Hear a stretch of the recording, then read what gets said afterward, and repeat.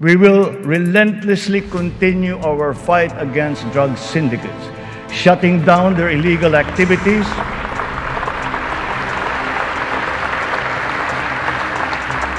we will shut down their activities and dismantle their network of operations. Unscrupulous law enforcers and others involved in the highly nefarious drug trade have been exposed. I will be accepting their resignations.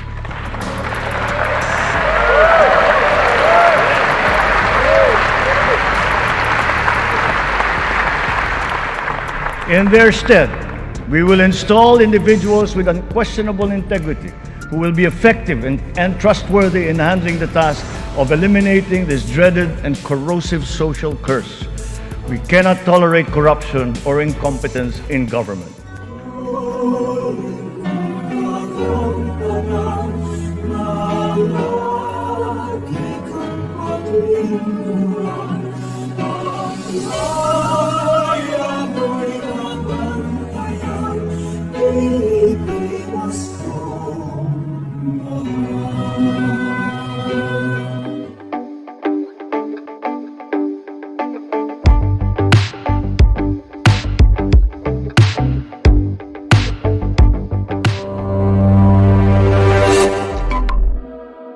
Ipinahayag ni Pangulong Bongbong Marcos ang mga tagumpay ng pamahalaan na sugpuin ang ilegal na droga mula sa pinaka-grassroots level.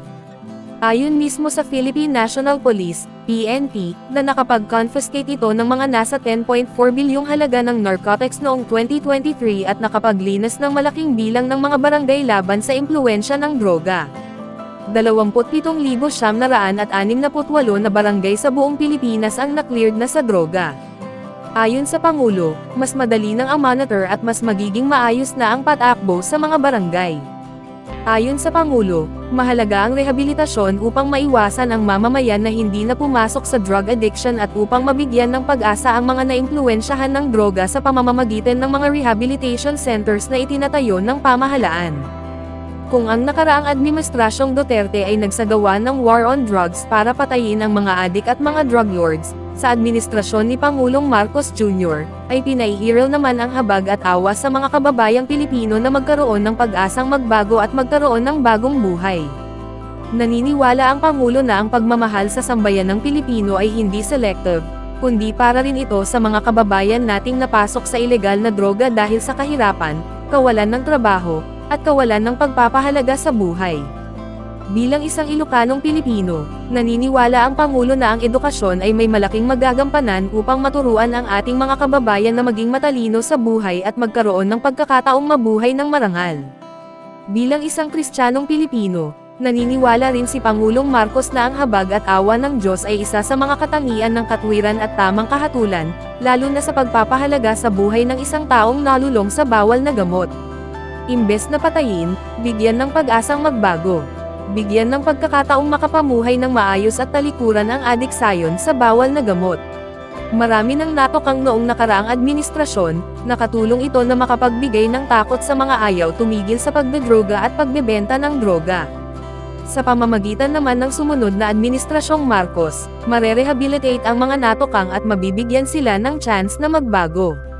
Habang patuloy na sinusugpo ang distribusyon ng bawal na gamot, ginagawa naman ng gobyerno ang kanyang tungkulin na protektahan ang mamamayang Pilipino, at kasali dito ang mga kababayan nating naging biktima ng droga.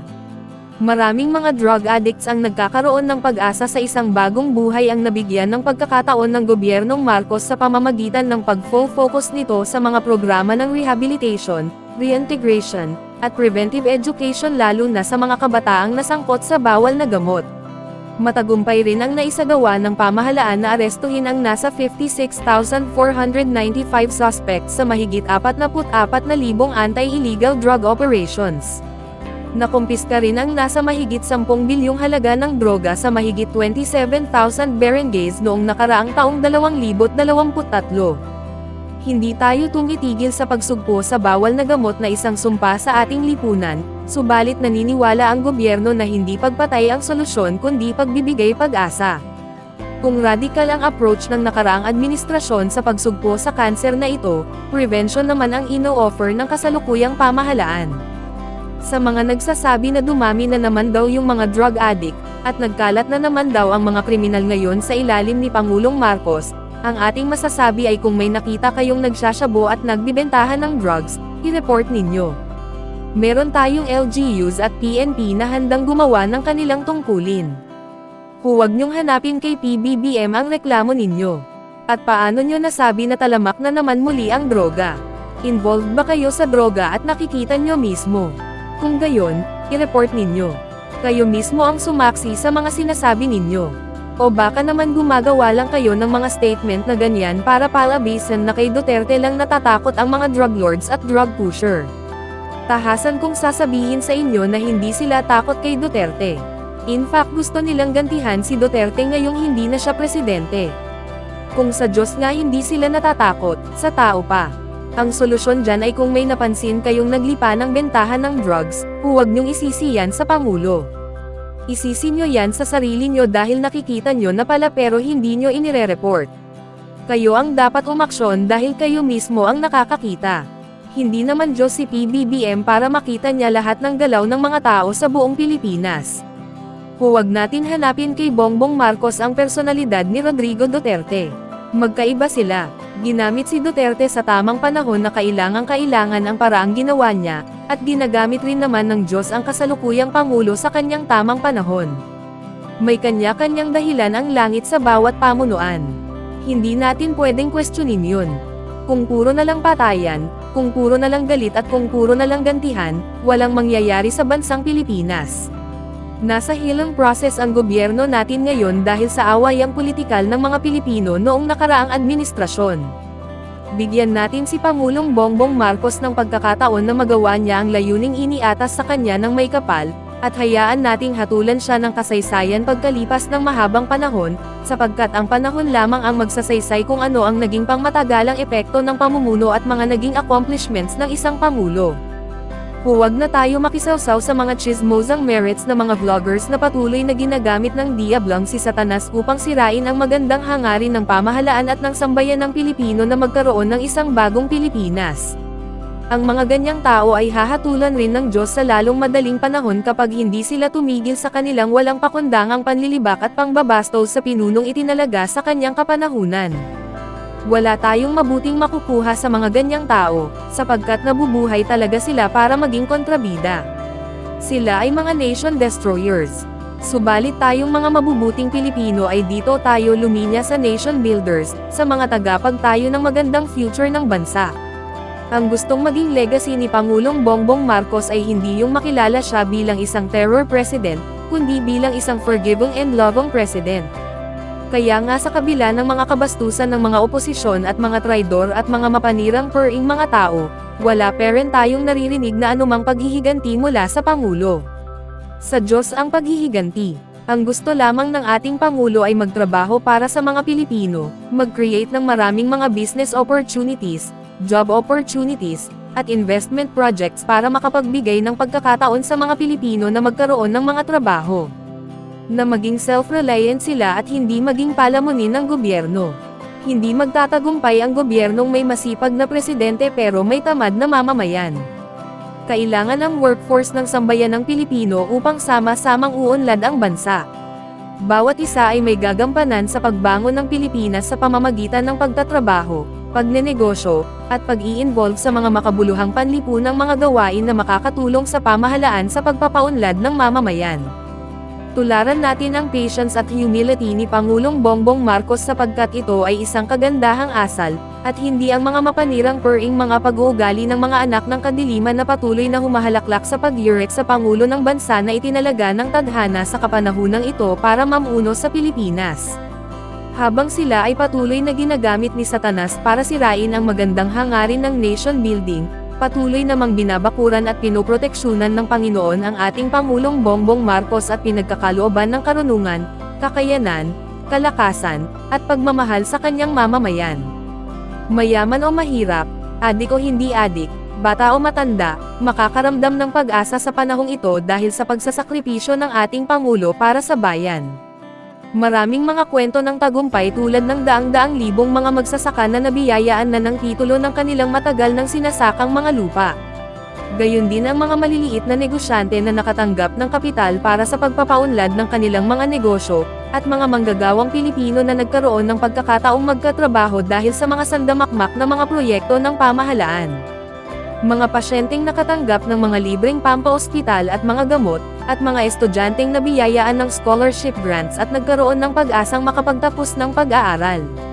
Marami pang mga kwento ng tagumpay ang hindi na isasaysay sa lantad ang lalabas rin sa liwanag, na magpapatunay na ang Administrasyong Marcos ay tunay na makatao, makabayan, makadiyos, at higit sa lahat makapilipino. Sama-sama tayo sa pag-abot ng isang bagong Pilipinas sa pamumuno ni Pangulong Ferdinand Marcos Jr. Ikaw, ako, lahat ng mabubuting Pilipino, nasa ating mga kamay ang magandang bukas na naghihintay sa bansang Pilipinas. Kasama si Pangulong Bongbong Marcos, tahakin natin ang landas ng pag-unlad tungo sa isang bagong Pilipinas. Tandaan, atin ang bukas sapagkat tayo ang bukas. We are the Filipino future.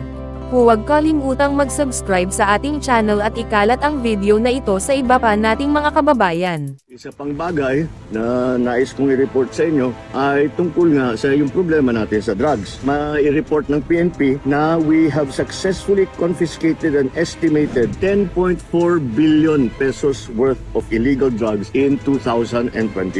Masasabi natin na 27,968 na barangay ay nadeklara na drug cleared. Magandang mga progreso ito sa grassroots level dahil ang mga barangay, pag nasabi natin ay cleared yan, madali nang i-monitor at maayos na ang patakbo doon. Siyempre, lagi rin natin tinitignan yung rehab, yung prevention na hindi na pumasok yung mga kababayan natin sa masasamang ugali tungkol dito sa drugs, at kung sino man ang nasubo na ay bibigyan natin ng tulong sa pamamagitan ng mga rehabilitation center. Nakatulong tayo at the local level at nakipag-ugnayan tayo sa 50 provinces, 1,160 municipalities, and 30 cities na nag-i-implement ngayon ng Anti-Drug Abuse Council. Nakapaggawa tayo ng 74 inpatient treatment and rehabilitation facilities to provide a path to recovery for those who want to break free from their addiction. The campaign against illegal drugs continues, but it has taken on a new face.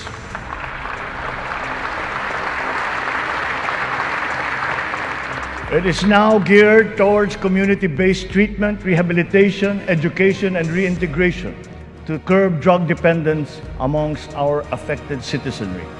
Last year, we launched the Buhay Ingatan Droga Ayawan or BIDA program and established an additional 102 Balay Silangan Reformation Centers nationwide. We will relentlessly continue our fight against drug syndicates, shutting down their illegal activities,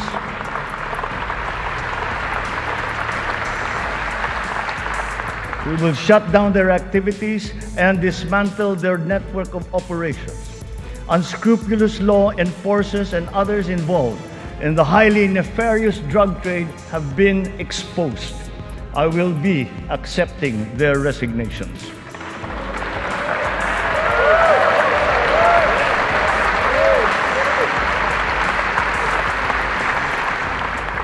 In their stead, we will install individuals with unquestionable integrity who will be effective and trustworthy in handling the task of eliminating this dreaded and corrosive social curse. We cannot tolerate corruption or incompetence in government.